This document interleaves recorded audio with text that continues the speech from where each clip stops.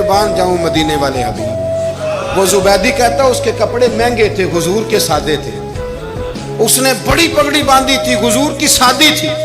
کہتے ہیں وہ آنکھیں اٹھا کے بات کرتا، مدینے والے نبی آنکھیں جھکا کے بات کرتے۔ وہ بولتا جاتا، حضور تھوڑے تھوڑے سادے سادے ٹھہر ٹھہر کے جملے بولتے۔ کہتے ہیں نبی کریم علیہ السلام اس کے ساتھ آ کے حضور بیٹھ گئے اور فرماتے ہیں میرے رسول کریم نے اپنا جبہ سیدھا کیا، پگڑی کو حضور نے سیدھا کیا اور فرمایا چل لگا بھائی بولی۔ ایک اس نے لفظ بولے، پھر حضرت ابو بکر نے بولی دی، پھر حضرت عمر نے دی، پھر سعد بن نبی وقاص نے دی، پھر زید بن ارقم نے دی، پھر رسول کریم نے دی۔ وہ کہتا ہے جتنے میں بیچنا چاہتا تھا نبی پاک نے ڈبل میں میرے اونٹ خریدے۔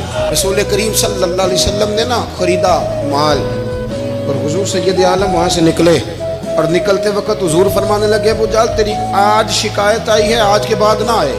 مکہ سارا اس کے ساتھ ہے، حضور کی مخالفت ہو رہی ہے، 40 لوگ ہیں صرف کلمہ پڑھتے، اور دین کا کام دار ارقم میں قید ہو کے کرنا پڑتا ہے، لیکن جب ظالم کے خلاف نکلے ہیں تو پھر دار ارقم میں بند ہو کے نہیں، پھر میدان میں نکلے اور فرمایا آج کے بعد تیری شکایت نہ آئے۔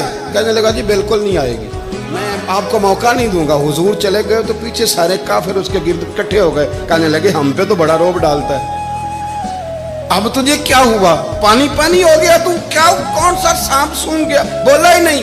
کہنے لگا مجھے لات و منات کی قسم، جب مصطفیٰ کریم میرے پاس آئے تو ان کے ساتھ ایسی ایسی طاقتیں تھیں، نیزے تھے، برچیاں تھیں، بھالے تھے، مجھے لگتا تھا میں نے سی کی تو میرے ٹکڑے ٹکڑے کر دے۔ کہنے لگا جا پاگل ہو گیا، ان کے پاس تو چھڑی بھی کوئی نہیں تھی، وہ تو خالی ہاتھ ہیں، بکواس کرتا ہے، کچھ بھی نہیں تھا۔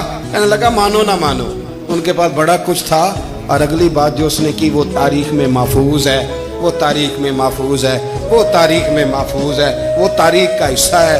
ابو جہل کہنے لگا اٹھتے ہی کہ مجھے لگتا ہے جب تک محمد ابن عبداللہ موجود ہیں یہ ہمیں ظلم نہیں کرنے دیں گے۔